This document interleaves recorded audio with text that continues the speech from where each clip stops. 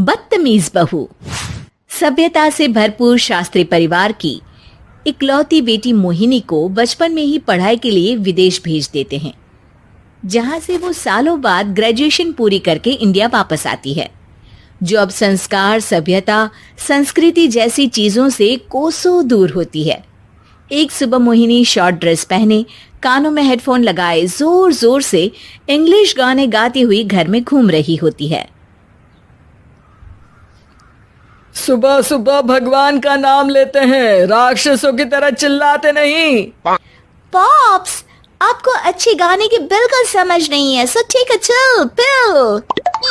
अरे मोहिनी, पापा से ऐसे बात करते हैं क्या? सारी तमीज भूल गई हो। ओह मॉम प्लीज, इतनी बड़ी भी कोई बात नहीं हुई, सो डोंट ओवर रिएक्ट। ऐसे ही दिन बीतते हैं जिसमें मोहिनी के तौर तरीके, रहने और बात करने का ढंग उसकी मम्मी पापा को परेशान करने लगता है। भला कोई मानेगा कि ये मेरी बेटी है? रीति रिवाज और संस्कारों से तो इसका दूर दूर तक कोई नाता नहीं, और अब तो लगता भी नहीं कि कभी होगा। अरे ऐसे कैसे नहीं होगा? लड़कियां सारे नखरे अपने माँ बाप को ही दिखाती है। ससुराल जाकर उन्हें सब कुछ करना भी पड़ता है और मानना भी। पत्नी की बात शास्त्री जी समझ जाते हैं और कुछ ही दिनों में अपने से भी ज्यादा धार्मिक परिवार में निखिल के साथ मोहिनी का रिश्ता पक्का कर देते हैं। रिश्ता तो पक्का कर दिया, पर यहाँ मोहिनी को कैसे मनाएंगे? शादी ब्याह के मामले में आटे में नमक जितना झूठ तो चलता है जी। इसी तरह एक के बाद एक तिकड़म लगाते हुए दोनों मिलकर मोहिनी को शादी के लिए तैयार कर लेते हैं और मोहिनी निखिल की शादी हो जाती है, जिसके अगले दिन से ही मोहिनी दोबारा अपने पूरे अवतार में शॉर्ट ड्रेस पहनकर घर में घूमने लगती है। बहू को ऐसे देख सास की आंखें फटी की फटी रह जाती हैं। अरे ये क्या बेशर्मी है, हमारे घर की लड़कियां जींस तक नहीं पहनती और तुम बहू होकर इतने छोटे कपड़े पहनकर पूरे घर में घूम रही हो। सीरियसली मॉम, प्लीज आप अपनी इस 80 के दशक वाली सोच में मुझे इंक्लूड मत करो। हाय तौबा, एक तो बेशर्मी दिखाती है, ऊपर से सास के साथ जुबान भी लड़ाती है। अरे जल्दी कपड़े बदल कर आ, घर की पहली आरती तुम्हें ही करनी है। इतनी देर में निखिल भी वहां आ जाता है। माँ पापा आने वाले हैं, पूजा का सारा सामान तैयार है ना? ये पूजा हमेशा मेरे बॉयफ्रेंड्स के पीछे पड़ी रहती थी और अब हस्बैंड के पीछे भी आ गई। मोहिनी की बातें सुन सास तो अपना सिर पकड़ लेती है, लेकिन निखिल किसी न किसी तरह उसे पूजा के लिए कन्विंस करके कपड़े चेंज करने के लिए भेज देता है, जिस पर पूजा खत्म होने के बाद वो एक बार फिर अपनी शॉर्ट ड्रेस में आ जाती है। बहू, ये क्या तरीका है? संस्कार नाम की कोई चीज है या नहीं? नहीं ससुर जी, संस्कार मेरा दूसरा बॉयफ्रेंड था, अब तो मेरा उससे कोई कांटेक्ट नहीं है।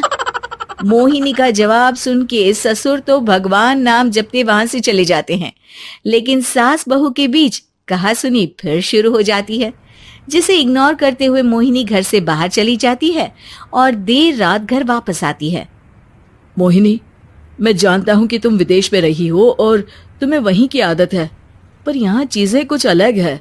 अगर तुम उस हिसाब से कुछ एडजस्ट कर लो तो सबके लिए सही हो जाएगा। I am not in a lecture mood. Good night. अगली सुबह मोहिनी देर से उठकर एक बार फिर उसी तरह सबके सामने आती है, जिस पर उसकी सास कुछ बोले उससे पहले ही मोहिनी की दोस्त मोनिका और रचिल वहां आ जाती हैं। Oh hi darling, how are you? OMG, we missed you so much. I missed you too darling. Ram Ram, इन्होंने तो तुमसे भी छोटे कपड़े पहने हैं। अरे तुम लोगों के अंदर कोई शर्म लिहाज बाकी भी है या सब बेच खाई? मोहिनी, तुम्हारी मेड कुछ ज्यादा नहीं बोलती? इस पर मोहिनी की दोस्त उसकी सास का मजाक बनाने लगती है, जिसे सुन निखिल उन्हें जवाब देते हुए कड़वे शब्द सुना देता है और वो सुन के वो दोनों तो मुंह बनाए वहां से चली जाती है, लेकिन गुस्से से लाल मोहिनी वहीं खड़ी निखिल को घूरती रहती है। घूर क्या रही हो? तुमसे शादी की ये सोचकर कि विदेश में पढ़ी लिखी हो, घर में कोई पॉजिटिव चेंज लाओगी, अपनी करियर के लिए एम्बिशियस होगी, पर अपने इस बिहेवियर से उस पढ़ाई के साथ साथ अपने मम्मी पापा के नाम को भी डुबो रही हो। अगर तुम्हें ऐसे ही हाल रखना है तो यहाँ रहने की कोई जरूरत नहीं है। निखिल की बातें सुनकर मोहिनी रोते हुए घर छोड़कर अपनी मम्मी पापा के पास वापस आ जाती है। ससुराल में सब कुछ ठीक तो है? वो अपने आप को समझते क्या है? मोहिनी पर चिल्ला रहे हैं? मैं क्यों उसके इशारों पर चलूं? मैं अपनी लाइफ अपने तरीके से जीना चाहती हूँ और वो ना आप लोगों को मंजूर था और ना ही उन्हें है। तुम यहाँ नहीं रह सकती। अपने पापा की बात सुन के मोहिनी हैरान रह जाती है। हाँ, तुमने बिल्कुल सही सुना। अगर तुम्हें अपने इस घमंड, बेशर्मी और बदतमीजी में ही जीना है तो तुम यहाँ भी नहीं रह सकती। बेटी, मैं मानता हूँ हमारे यहाँ रीति रिवाज बहुत मायने रखते हैं और हमने उन्हीं के ओवरडोज से बचाने के लिए तुम्हें विदेश भेजा था।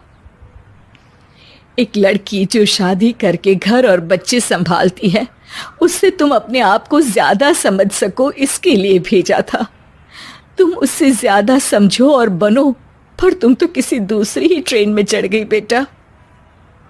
उसके मम्मी पापा बहुत देर तक मोहिनी को सारी बातें समझाते हैं, जिन्हें सुनकर मोहिनी को अपनी गलती का एहसास होता है।